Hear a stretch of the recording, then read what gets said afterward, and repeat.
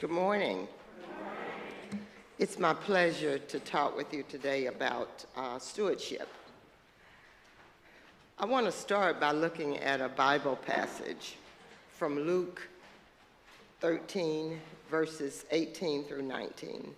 It's a familiar parable of the mustard seed, a parable of the growth. Jesus talks about the kingdom of God and compares it to a mustard seed, which grew into a great tree, and the fowls of the air lodged in its branches.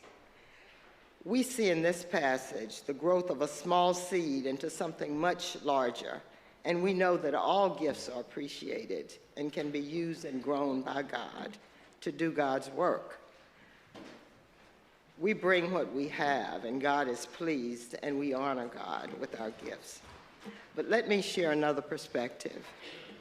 I've been a member of Oakhurst for more than 40 years.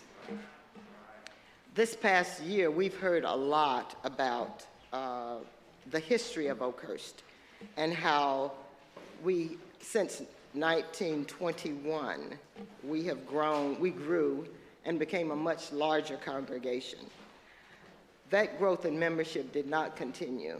And so in the 70s, when I came to Oakhurst, the congregation was much smaller. But the church continued to provide meaningful outreach and services to the congregation and to the community. We are a congregation that provide outreach through programs for hunger, for the refugees, and for people that are on the margins or people that are different from ourselves. We support more causes than we can safely see, because we have banners all over our yard. If you come in on East Lake, you'll see banners. If you come out front, you'll see banners. We're covered with causes that we support. We're a congregation that welcomes all people. And that does not always make for smooth sailing, because it's more difficult to deal with differences than it is to deal with similarities.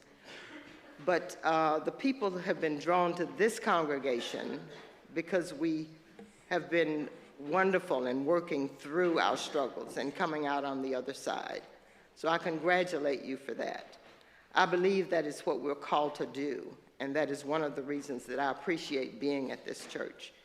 Through the years, God has used the gifts to grow this church, not always in numbers, but like the mustard seed, growing into a tree large enough to support the birds. God has used gifts here to support people from all walks of life so that they are welcomed and they're nurtured here. An author and spiritual teacher encourages us this way. She says that we need to bring the best of who we are to the spiritual table and offer our own imperfect selves as the medicine for the critical ill spirits of humanity.